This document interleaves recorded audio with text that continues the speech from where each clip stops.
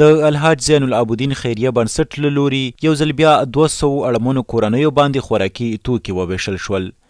د مرستو د ویشلو پر مهال د زین العابدین خیریه بنسټ عمومي رئیس ډاکټر مفتاح الدین لغمانی، د دې بنسټ ولایتي مسؤلین ډاکټر همایون لغمانی، محمد جاوید مشفق، دیني علماو او یو شمیر نورو ګډون درلود. په پیل کې د یاد خیریه بنسټ رئیس ډاکټر مفتاح الدین وویل دغه مرستې چې هره ورځ په اړمنو کورنیو ویشل کیږي 15,000 بېوزله کورنیو ته رسیږي. ګرانو ورونو دوستانو، نن نه 10 کاله مخکې دغه د خیریه بنسټ افتتاح شوی ده چې هغه په ډېر ابتدایي شکل و. لله الحمد چې 10 کاله ورباندې تېرېږي، موږ اوس وکولی شو چې موږ خپل هموطنانو دپاره د 3,000 نه تر 15,000 کورنیو ته موږ خوراکي مواد وویشو.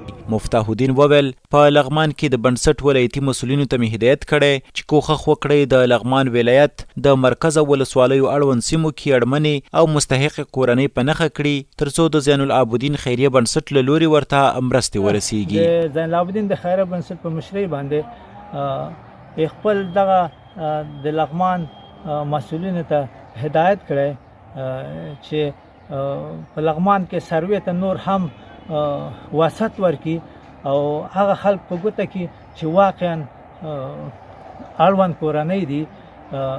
دا سیستم موږ هم شروع کړی او د روژې د مبارکې میاشتې هم هدایت مې ورکړی چې انشاءالله موږ افطار صایم به ټول روژهداران دپاره به آماده کوو. بل لور ته مرسته اخیستونکي بیا خوښي څرګندوي چې په ډېرو سختو حالاتو کې د دوی لاسنیوی وکړ. ډېر زیات خوشحال یو. موږ کابل کې ژوند و، وزګاري وه، کار نه و، کسب نه و. دلته زه خپل وطن ته راغلو، یو پټه هغه موږ ته نه رسېده مواد. خدای پاک دې دوی ته دا دنیا او هغه دنیا ورکړي چې موږ سره یې مرسته وکړه او همیشه د موږ سره خدای دې دوی نه راضي شي د تل دپاره چې موږ ته همیشه هم دغسې مرسته وکړي او د موږ د میده بچیان او هغه ټول په هغسې په کار چې ټول مسلمانانو دې ثواب وشي. اگر با کمک کنه با خوب است، خدا اجر خواهد داشت. خیلی مهربانی، خیلی تشکر که ما کمک کردید. شما خدا کمک کنید.